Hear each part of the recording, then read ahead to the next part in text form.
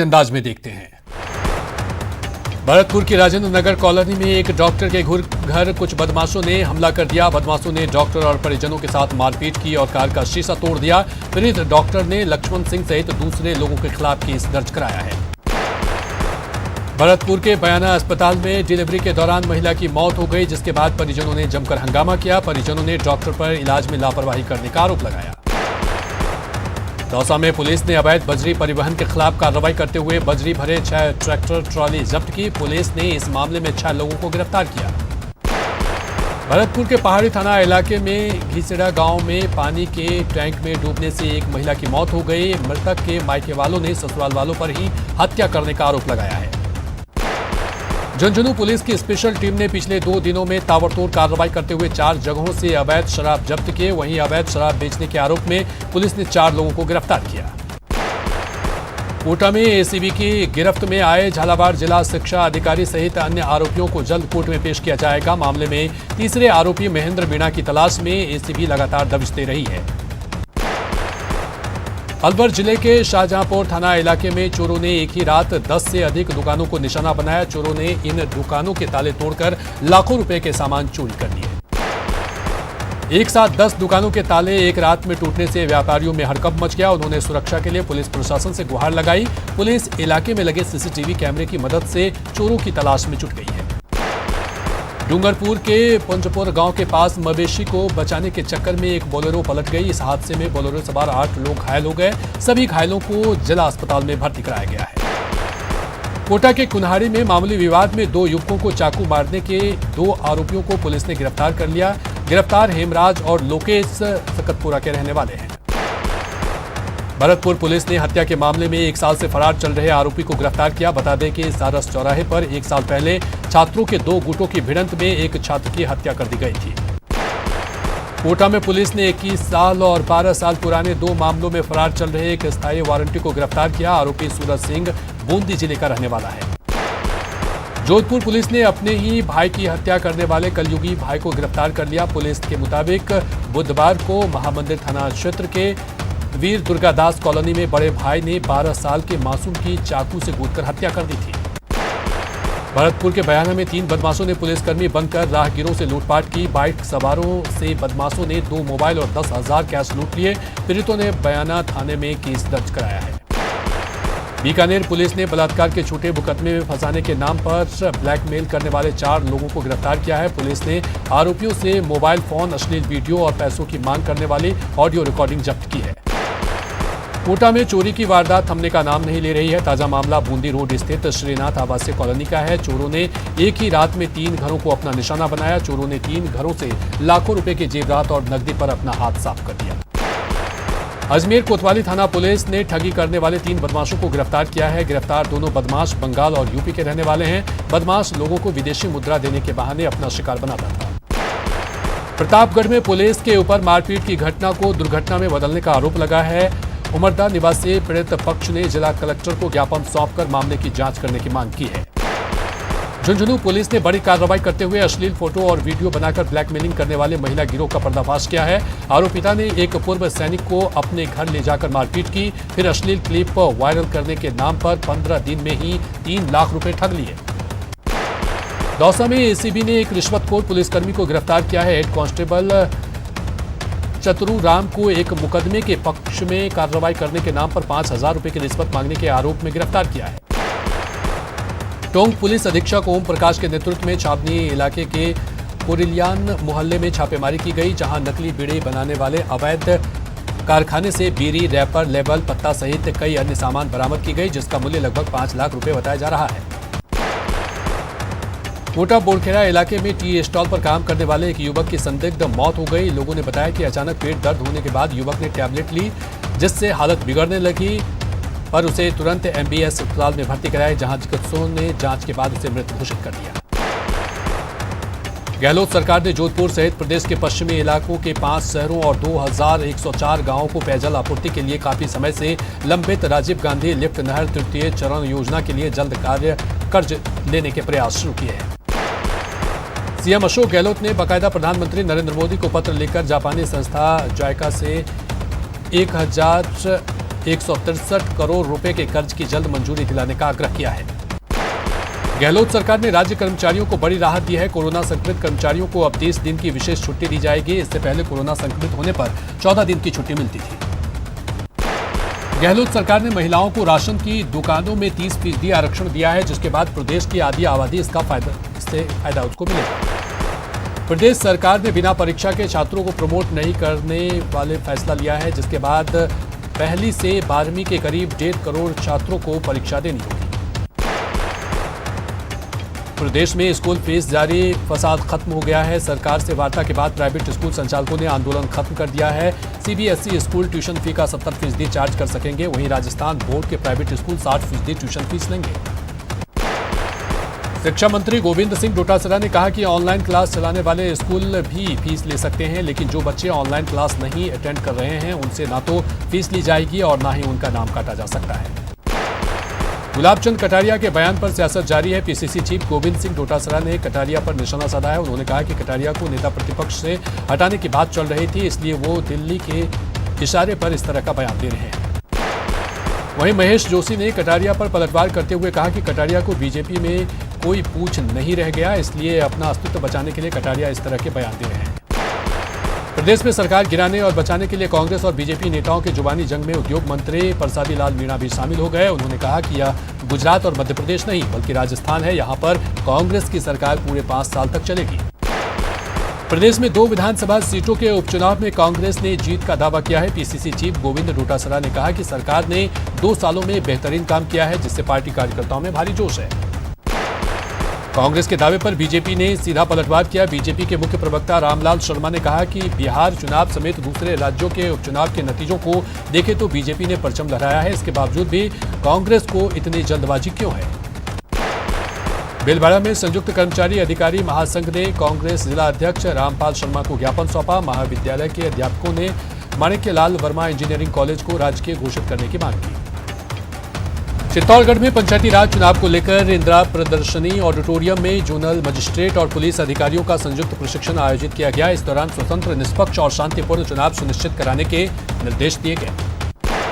डूंगरपुर पंचायत समिति की 21 सीटों पर होने वाले चुनाव को लेकर राजनीतिक दलों ने पूरी ताकत झोंक दी है। इसी के तहत बीजेपी एससी मोर्चा की ओर से सुरपुर गांव से बाइक रैली निकालकर बीजेपी उम्मीदवारों को जिताने की अपील की गई। बूंदी में बीजेपी चुनाव प्रभारी मान सिंह गुर्जर ने करवल कस्बे में कार्यालय का उद्घाटन के बाद जनसभा की और क्षेत्रवासियों से बीजेपी प्रत्याशियों के समर्थन में वोट करने की अपील की। मान सिंह गुर्जर का दावा है कि जिला परिषद समेत 5 समितियों में कमल खिलेगा। करौली में नगर पालिका चुनाव को लेकर कांग्रेस ने मंथन किया। बैठक के दौरान कार्यकर्ताओं ने वार्ड के निवासियों को ही टिकट देने की मांग की, जिस पर पार्टी के पदाधिकारियों ने टिकट वितरण के लिए सर्वसम्मति से 11 सदस्यीय कमेटी का गठन किया। चित्तौड़गढ़ के आधा दर्जन से ज्यादा गांव के लोगों ने कचरा निस्तारण और सड़क निर्माण न होने को लेकर पंचायती राज चुनाव का बहिष्कार किया है।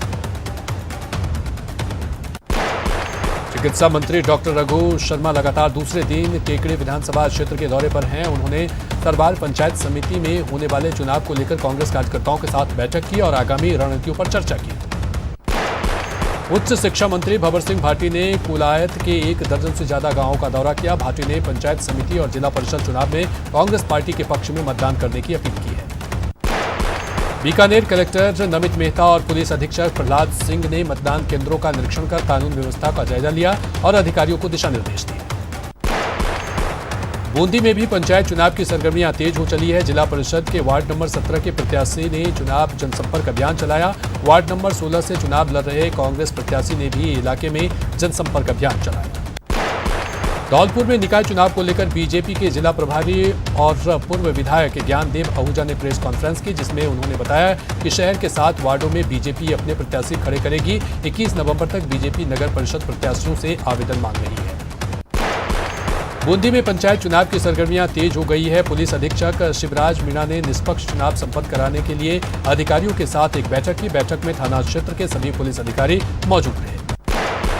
जालौर जिले में बीजेपी के प्रदेश उपाध्यक्ष और रानीवाड़ा विधायक नारायण सिंह देवल ने रानीवाड़ा विधानसभा क्षेत्र के करीब 1 दर्जन गांवों का दौरा किया। इस दौरान उन्होंने पंचायत चुनाव में बीजेपी प्रत्याशियों को जिताने की अपील की। वहीं भीनमाल विधायक पूराराम चौधरी भी लगातार दिन भर ग्रामीण क्षेत्रों के दौरे पर जुटे रहे। बूंदी में पंचायत चुनाव की तैयारियां जोरों पर है। बीजेपी प्रत्याशियों को जिताने के लिए चुनाव प्रभारी मान सिंह गुर्जर ने करवल कस्बे में एक चुनावी जनसभा को संबोधित किया। उन्होंने बीजेपी प्रत्याशियों को जिताने की अपील की। भरतपुर में बाल कल्याण समिति की ओर से मनाए जा रहे दोस्ती सप्ताह के दौरान ट्रैफिक चौराहे से जागरूकता रैली निकाली गई। एएसपी मूल सिंह राणा ने झंडी दिखाकर रैली को रवाना किया। भरतपुर के मथुरा गेट थाने में सीएलजी की बैठक का आयोजन किया गया, जिसमें बाल विवाह रोकने के उपायों पर चर्चा हुई। बैठक में बेसहारा बच्चों के लिए बाल कल्याण समिति की ओर से चलाए जा रहे कार्यक्रमों की भी जानकारी दी गई। भरतपुर में आज सुजान गंगा जीर्णोद्धार समिति की बैठक हुई, जिसकी अध्यक्षता एडीएम बीणा महावर ने की। बैठक में सुजान गंगा नहर में पिछले दिनों लाखों की संख्या में मछलियों की मौत के कारणों पर चर्चा की गई। प्रधानमंत्री नरेंद्र मोदी और भूटान के प्रधानमंत्री लोटे सोरिंग दूसरे चरण के तहत रुपे कार्ड का शुभारंभ करेंगे। इसके जरिए भूटान के नागरिक भारत में रुपे नेटवर्क का लाभ उठा सकेंगे। यूपी के प्रतापगढ़ जिले में अहले सुबह एक भीषण सड़क हादसा हो गया। बारात से लौट रहे बोलेरो अनियंत्रित होकर खड़ी ट्रक से टकरा गई, जिसमें 7 बच्चे समेत 14 लोगों की मौत हो गई। ड्राइवर की झपकी लेने के कारण हुए हादसे के बाद परिजनों में शोक की लहर है। देखते ही देखते शादी की खुशियां मातम में बदल गई। सूचना मिलते ही एसपी दलबल के साथ घटनास्थल पर पहुंचे। कुंडा के जिगरापुर चौसा निवासी सुनील यादव की शादी नवाबगंज के शेखपुर गांव में हुई थी। ग्रामीण उसके शादी समारोह में शामिल होने के बाद घर के लिए लौट रहे थे। कुछ ही किलोमीटर आगे चलने पर यह हादसा हो गया। उत्तराखंड के ऋषिकेश में आज जानकी सेतु का शुभारंभ होगा। मुख्यमंत्री त्रिवेंद्र सिंह रावत इसकी शुरुआत करेंगे। बता दें कि 2014 में इस पुल की नींव रखी गई थी, जिसकी लंबाई करीब 274 मीटर है। यहां से दोपहिया वाहनों की भी आवाजाही होगी। पूर्व केंद्रीय मंत्री मल्लिकार्जुन खड़गे ने बिहार विधानसभा में कांग्रेस के निराशाजनक प्रदर्शन के बाद पार्टी नेतृत्व पर सवाल खड़े कर रहे नेताओं पर निशाना साधते हुए आरोप लगाया कि ये लोग भीतर से पार्टी को कमजोर कर रहे हैं।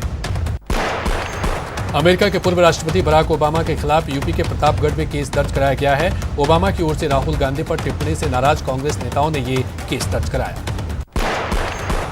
मुंबई के 26 से 11 हमलों के मास्टरमाइंड और जमात उद दावा चीफ हाफिज सईद को 10 साल जेल की सजा सुनाई है। टेरर फंडिंग के 2 मामलों में पंजाब की एक अदालत ने सजा सुनाई है। आतंकवाद विरोधी अदालत ने जमात उद दावा हाफिज सईद को 10 साल कैद की सजा सुनाई है। कोर्ट ने सईद की संपत्ति जब्त करने का निर्देश दिया है और 1.1 लाख रुपए का जुर्माना लगाया है। सेना प्रमुख एमएन नरवणे ने कहा कि सीमा पार करने वाले आतंकी बचेंगे नहीं। उन्होंने कहा कि पाकिस्तान और उसके आतंकियों को साफ संदेश है, जो भी हमारी सीमाओं के भीतर घुसपैठ करने की कोशिश करेगा वो बचकर वापस नहीं जा पाएगा। दिल्ली में कोरोना का कहर बढ़ता ही जा रहा है। पिछले 24 घंटे में राजधानी में 98 और मरीजों की मौत हो गई, जबकि इस दौरान कुल 7,546 नए केस सामने आए हैं, जिससे दिल्ली में संक्रमितों की कुल संख्या 5,10,630 हो गई है। अहमदाबाद में कोरोना संक्रमण के बढ़ते मामलों को देखते हुए कर्फ्यू लागू करने का फैसला लिया गया है। ये कर्फ्यू रात 9 बजे से सुबह 6 बजे तक रहेगा, जो आज से लागू होकर अगले आदेश तक प्रभावी रहेगा। देश में कोरोना मरीजों का आंकड़ा 90 लाख के पार चला गया है। पिछले 24 घंटे में कोरोना के 46,185 नए केस सामने आए हैं। वहीं पिछले 24 घंटे में कोरोना से 583 लोगों की मौत हो गई। इसके साथ ही कोरोना से मरने वालों का आंकड़ा 1,32,000 को पार कर गया है। वहीं पिछले 24 घंटे में 45,246 मरीज ठीक हुए हैं, जिसके बाद 84,23,162 कोरोना मरीज ठीक हो चुके हैं। प्रदेश में कोरोना पॉजिटिव मरीजों का आंकड़ा 2,34,000 के पार पहुंच गया है। प्रदेश में अब 20,168 एक्टिव केस हैं, जबकि 2,12,000 से ज्यादा लोग ठीक होकर डिस्चार्ज हो गए हैं। वहीं मरोधरा में बीते 24 घंटे में 2,549 पॉजिटिव केस मिले हैं, जबकि 15 लोग कोरोना से मौत हो गई है, जिसके बाद प्रदेश में कोरोना से मरने वालों का आंकड़ा 2,116 हो गया है। डूंगरपुर जिले में कोरोना संक्रमण का दायरा लगातार बढ़ता जा रहा है। मेडिकल कॉलेज से आए रिपोर्ट में मेडिकल कॉलेज के 3 डॉक्टर सहित 18 नए कोरोना केस सामने आए हैं। इसके साथ ही जिले में कोरोना संक्रमितों का आंकड़ा 4500 को पार कर गया है। कोरोना की तेज होती रफ्तार के बाद दौसा स्वास्थ्य महकमा अलर्ट पर है। जिले के मुख्य चिकित्सक डॉक्टर बीके बजाज ने बताया कि कोविड मरीजों के लिए गांव में भी ऑक्सीजन की सुविधा उपलब्ध कराई जाएगी। और रुकेंगे यहां पर एक छोटे से ब्रेक के लिए। ब्रेक के बाद एक बार फिर से आप सभी का स्वागत है। रुक करेंगे अगली खबर की तरफ और तेज अंदाज में देखेंगे खबरों को। भरतपुर के सुनहरा गांव में जहरीली शराब से मरने वालों के परिजनों ने मुआवजे की मांग के साथ आबकारी विभाग के भ्रष्ट अधिकारियों पर कार्रवाई की मांग की है। धरना दे रहे परिजनों का आरोप है कि प्रशासन का कोई भी अधिकारी सुध लेने नहीं आया। भरतपुर के कामा थाना के सुनहरा गांव में जहरीली शराब पीने से मरने वालों के आश्रितों को मुआवजा देने की मांग की गई। इसी क्रम में परिजनों ने ग्राम पंचायत सुनहरा के मुख्यालय पर अनिश्चितकालीन धरना प्रदर्शन शुरू कर दिया है। भरतपुर के NH 21 के लूधावाई टोल के पास परिवहन अधिकारी और ट्रक चालक के बीच जमकर बहस हुई। ट्रक चालक ने अधिकारी पर मारपीट करने का आरोप लगाया। राजस्थान माध्यमिक शिक्षा बोर्ड ने साल 2021 की परीक्षाओं के आवेदन प्रक्रिया में निजी स्कूलों की मनमानी पर बड़ी कार्रवाई की है। कंट्रोल रूम में मिली शिकायत के बाद 2 निजी स्कूलों के खिलाफ विभागीय कार्रवाई करने की अनुशंसा शिक्षा निदेशालय से की गई है। टोंक में उर्दू भाषा के शिक्षकों के पदों पर पुनः सृजित करने और मदरसा शिक्षकों के स्थायीकरण की मांग को लेकर दांडी मार्च निकाला गया। कलेक्ट्रेट पर मार्च में शामिल लोगों द्वारा कांग्रेस सरकार पर अपने ही चुनावी घोषणा पत्र की अनदेखी किए जाने के आरोप लगाकर सरकार विरोधी नारे लगाए गए। मांगे पूरी नहीं होने पर बड़े आंदोलन की चेतावनी भी दी। कोटा के सिटी एसपी गौरव यादव का तबादला कर दिया गया है और विकास पाठक को कोटा सिटी का नया एसपी बनाया गया है। माना जा रहा है कि कोटा निगम चुनाव के दौरान पुलिस लाठीचार्ज की घात गौरव यादव पर गिरी है। भरतपुर के बयाना निवासी जनाब जितेंद्र कुमार का सैनिक सम्मान के साथ अंतिम संस्कार कर दिया गया। शहीद पिता को 4 साल के बेटे ने मुखाग्नि दी। जितेंद्र कुमार त्रिपुरा में तैनात थे, जहां बीमारी के कारण उनकी मौत हो गई थी। राजस्थान यूनिवर्सिटी में इंदिरा गांधी की जयंती के अवसर पर चित्र प्रतियोगिता का आयोजन किया गया। NSU की ओर से मानविकी विभाग की दीवार पर बिना अनुमति के वॉल पेंटिंग बनाई गई। ABVP ने इस पर नाराजगी जताते हुए कैंपस में राजनीति करने का आरोप लगाया। बीकानेर के खाजूवाला तहसील की नई अनाज मंडी में सरकारी समर्थन मूल्य पर मूंगफली और मूंग की खरीद की गई। पहले दिन 10 किसानों को राजफेड ने टोकन दी। बीकानेर के कुलायत स्थित कपिल सरोवर की स्थिति बदहाल है। स्थानीय लोगों ने प्रशासन पर उदासीनता का आरोप लगाया। बीकानेर के डूंगरगढ़ स्थित खेल स्टेडियम में बीते कई दिनों से पानी जमा हुआ है। खेल मैदान में पानी जमा रहने के कारण स्थानीय युवाओं में आक्रोश देखने को मिल रहा है। युवाओं ने नगर पालिका प्रशासन पर लापरवाही का आरोप लगाया।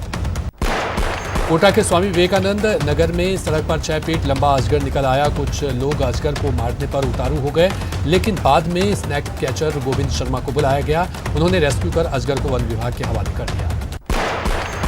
कोटा शहर में इन दिनों कोबरा सांप का आतंक देखने को मिल रहा है। गुरुवार की दोपहर को नए बस टर्मिनल के पास 5 फीट लंबा सांप देखने को मिला। आधे घंटे की मशक्कत के बाद स्नैक कैचर ने सांप को रेस्क्यू कर जंगल में छोड़ा।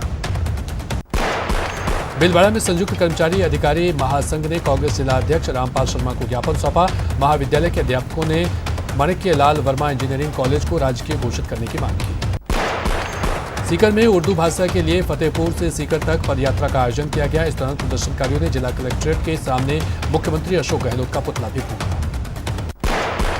बूंदी जिले के रामनगर कंजर बस्ती में अभी तक पानी, बिजली और शिक्षा जैसी मूलभूत सुविधाएं नहीं पहुंच पाई है, जिसके कारण बस्ती में निवास करने वाले परिवारों को भारी मुश्किलों का सामना करना पड़ रहा है। चूरू जिले के सुजानगढ़ स्थित निजी विद्यालय में रानी लक्ष्मीबाई की जयंती आयोजित की गई। इस अवसर पर स्कूल में रंगोली और मेहंदी प्रतियोगिता का आयोजन किया गया। झुंझुनू में उर्दू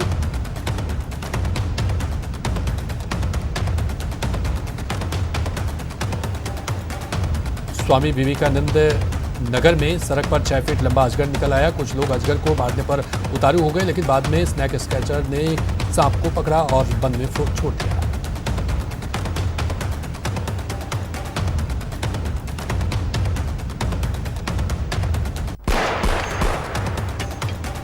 कोटा शहर में इन दिनों कोबरा सांप का आतंक देखने को मिल रहा है। गुरुवार की दोपहर को नए बस टर्मिनल के पास 5 फीट लंबा सांप देखने को मिला। आधे घंटे की मशक्कत के बाद स्नैक कैचर ने सांप का रेस्क्यू कर जंगल में छोड़ा।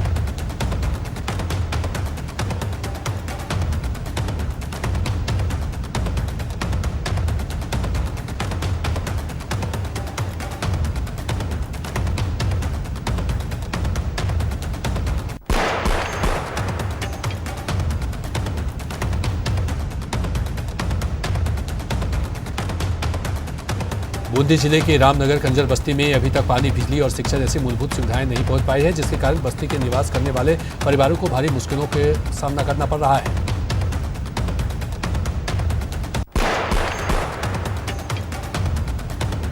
चूरू जिले के सुजानगढ़ स्थित निजी विद्यालय में रानी लक्ष्मीबाई की जयंती आयोजित की गई। इस अवसर पर स्कूल में रंगोली और मेहंदी प्रतियोगिता का आयोजन किया गया। झुंझुनू में उर्दू बचाओ मुहिम के तहत युवाओं ने पैदल मार्च निकाला। लोगों ने भारू से झुंझुनू तक 168 फीट लंबे तिरंगे के साथ 18 किलोमीटर लंबी पदयात्रा निकाली। कोटा में अब सर्दी सताने लगी। मौसम विभाग के मुताबिक आज न्यूनतम तापमान में गिरावट आई है। न्यूनतम तापमान में 3.2 डिग्री की गिरावट आई और पारा 14.3 डिग्री पर पहुंच गया। लोक आस्था के महापर्व छठ का आज तीसरा दिन और मुख्य पर्व है। आज छठव्रती अस्त होते सूर्य को अर्घ्य देकर पूजा अर्चना करेंगे। आईसीसी ने कोविड-19 महामारी के कारण आईसीसी विश्व टेस्ट चैंपियनशिप के पॉइंट सिस्टम में बदलाव किए। बोर्ड ने अनिल कुंबले की अध्यक्षता वाली आईसीसी क्रिकेट समिति की शर्तों को बदलने के लिए एक सिफारिश को मंजूरी दी। अब नए तरीके से टीमों के पॉइंट्स की गिनती होगी। बोर्ड ने यह भी बताया कि 2022 में होने वाली महिला T20 विश्व कप को भी पोस्टपोन कर दिया गया है। अब यह टूर्नामेंट 2023 में प्रस्तावित है। और इसी के साथ फिलहाल इस बुलेटिन में इतना ही, लेकिन न्यूज 18 राजस्थान पर खबरों का सिलसिला लगातार है जारी।